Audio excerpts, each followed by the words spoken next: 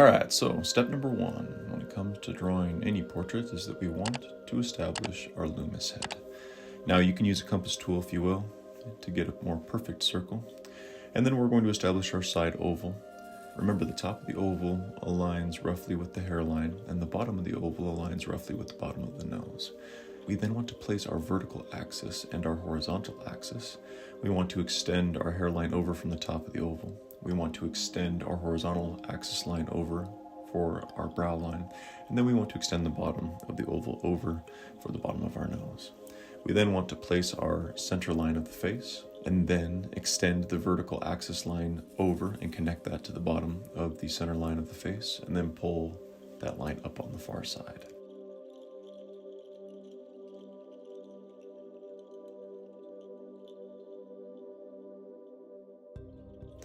Once that's done, we then want to draw in our anchor point for the upper and the lower lip.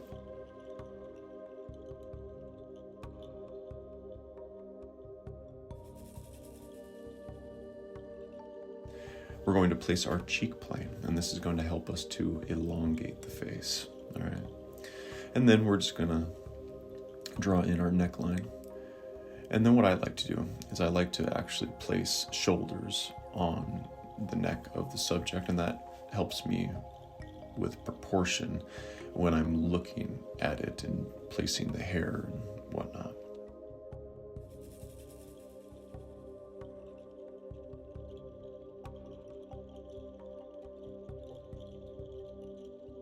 And then you can take like a kneaded eraser, hit your paper with it, and make your Loomis head look more or less transparent so that you can use that basic framework to help you place everything else, okay? Now, what I'm going to do is I'm going to start to solidify the edge of the far side of our subject's face. I'm just using real nice light pulls. I'm using the overhand method for this, compared to the three-point method. Now, you can use either grip that you will. It's really up to you. It truly is personal preference, but I find that the overhand method just gives me a little bit more control.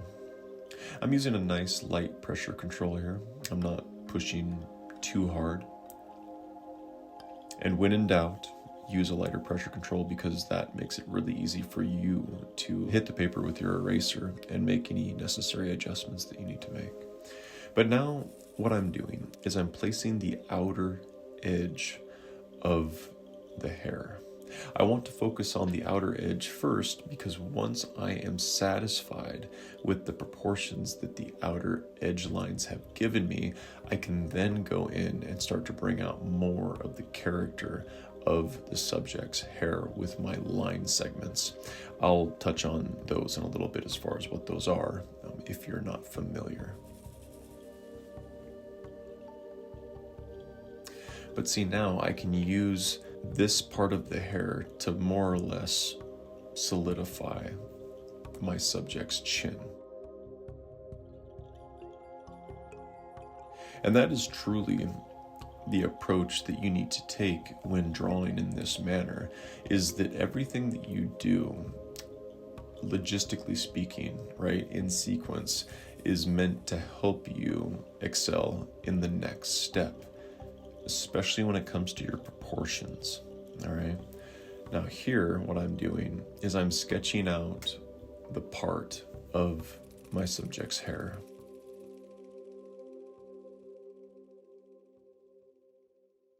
And now I'm going to start on the far side, and I'm using the edge of the face, the shoulders, and the neck as my gauge for how far out this line needs to be.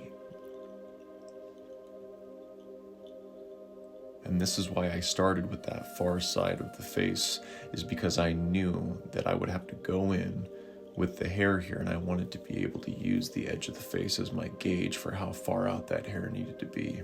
If I would have started with the hair first, with this line that I'm punching in now, my proportions probably wouldn't have been as accurate as they could be, because I had nothing really to gauge that space off of. See?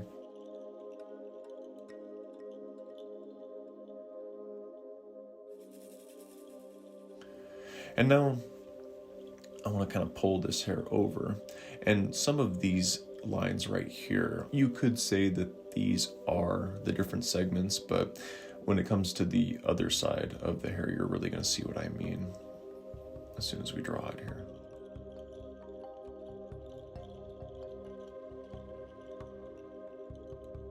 But yeah, so now that we have that, and all the while, I am keeping my underlying Loomis head in the front of my mind, okay? The reason why we draw that Loomis head first is because that is our mannequin for building the rest of the portrait on. This whole process allows you to gauge proportion between your different features of your subject so that those proportions are as accurate as possible. Yeah, something just like that. That's looking pretty good. I am very pleased with that. Now, we're going to start drawing in the different segments of hair. Now, when it comes to segments of hair, for those of you that don't know, the way that I draw hair is I draw in what I call segments. Now, what are segments? Well, segments are the different portions of hair or the flow that the hair is going in. So, like this subject, they have very straight hair. And so because of that, I want to make sure that the segments that I draw align with that texture somewhat. Even though this is just a sketch, we're not going to be shading or blending or bringing out values in this tutorial, but we can start to lay the foundation for exactly how that hair would flow when the time comes. But I'm just doing nice, light strikes. Now, one of the things you can do for this step is you can actually switch from the overhand grip to the 3-point grip, and then you can stand your pencil up on end and just very lightly hit the paper. And what this will do is this will give you a little bit more control, and not to mention, it will allow you to place lines on your paper that have an extremely thin line quality and very light line weight about them, which goes very nice with the texture of the subject's hair. Yeah, something just like that. So now you see what we've done. You can clearly make out the flow of the subject's hair just by punching in those different segments.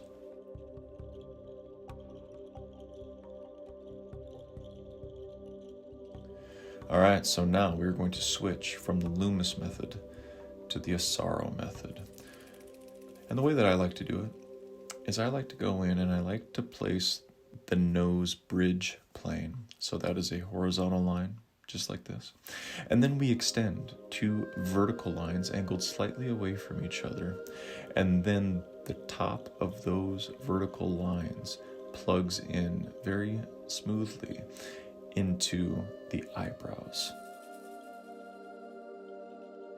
Now, because we're not necessarily worried with details in this tutorial, it's all about shape, right?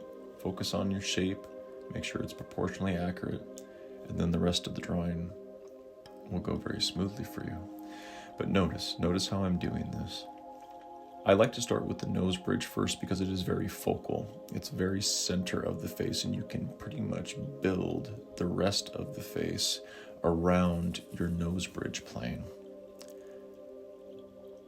But just like this.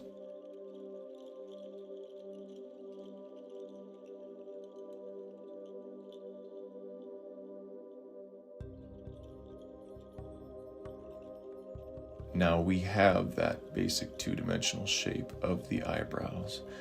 We can now place our frame lines. And refer to the Asaro head model here. This temple plane stems down just like this. And the cool thing about this method is that temple plane plugs into our second frame line. There's 3 frame lines that compose the eye. There's this one, this one, and then this one. Once these 3 frame lines have been placed, you can then easily connect all 3 of them together. And what that gives you is your upper eyelid. Now this drawing is a little different. Most portraits that you'll draw, their eyes will be open, but hers are in the closed position. So just like this, the principle doesn't change. We're just going to connect these lines. And just like that, you have eyes. Now, if you want to go in very lightly, you can give these eyes a little bit more character and shape, if you will, kind of like what I'm doing right here, but that's really up to you. Because this is more of a shape tutorial, I'm just going to outline the eyebrows.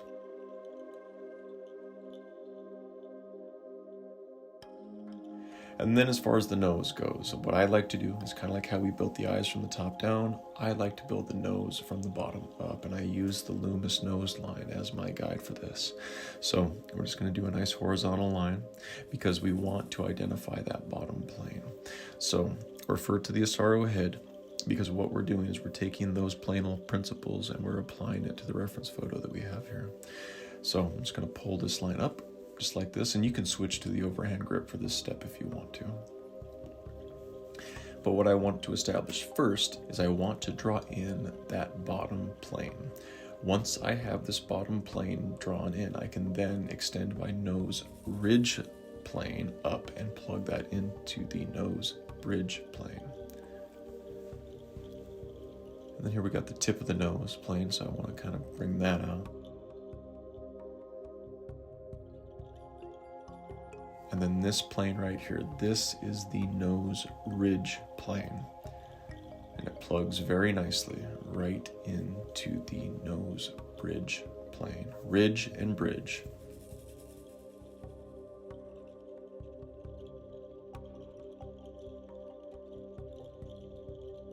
Then we just have this far side here.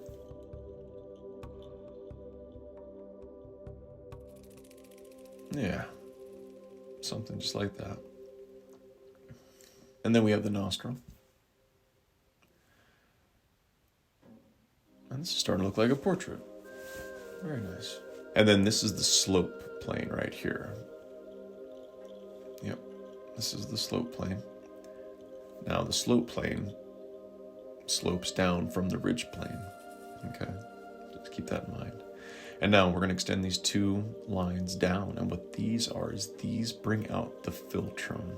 Now the philtrum plugs in to the cupid's bow of the upper lip.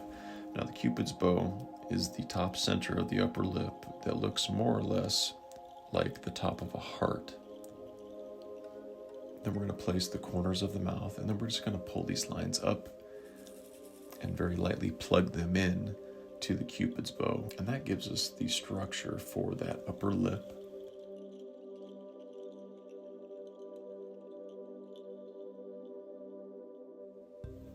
And then right about here is where these 2 lips come together, and then we also have the bottom lip right here. Now what I like to do is when I pull this line up, I don't connect it, and the reason why I don't connect it is because it makes the bottom lip look a little bit more dynamic when you do it that way, versus having this very, very harsh line that has one solid line quality about it all the way to the corner. So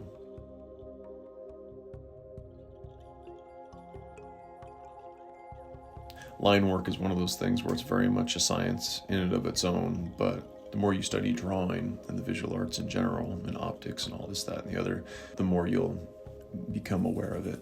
And you can start to practice it in your drawings.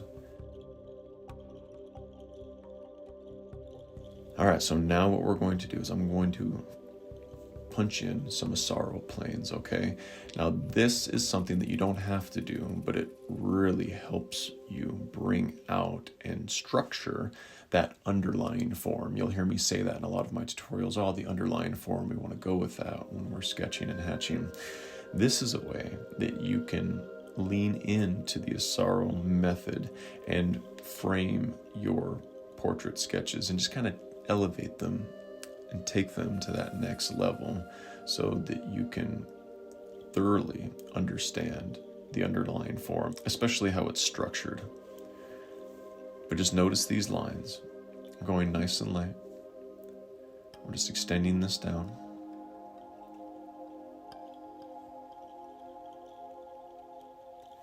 And then we're just going to pull this line over.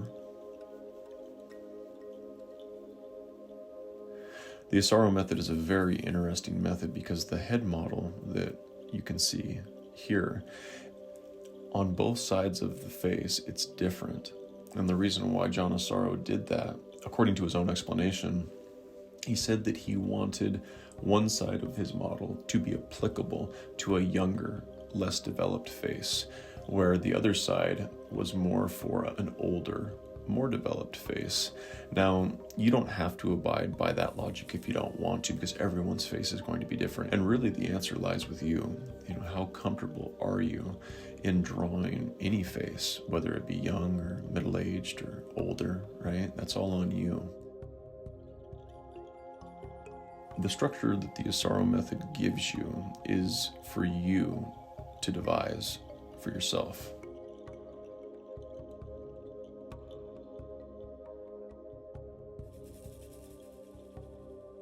Even John Asaro was quoted with saying, "This knowledge of the head is only the beginning. One must find his or her own path." Right? So, but that's looking pretty good. And you can go in and you can solidify these lines more and more, or you can kind of leave them as just a nice light background type structure, kind of like how we erased the Loomis head and then we used its transparency to our benefit, right? Very much the same thing. But then here what I'm going to do is I'm just going to do some very light hatching and kind of mess around with the values. I told you guys I was going to be doing this. Just because as time progresses, I want to start moving on and making the drawings a little bit more dynamic and showing you guys how the Loomis method and the Asaro method help you to start sketching and making your drawings more dimensional. Because at the end of the day, that's really what it's all about, is the structure, when you think about it logistically, that these methods give you, helps you to frame all of your techniques to come, like hatching, blending and shading and all of the things. But yeah, here I'm just going to fill in the eyebrows. But if you guys enjoyed this video, I have a whole lot more on my YouTube channel, and I'm going to be coming out with as many as I can, so stay happy, stay healthy, and remember, never stop drawing.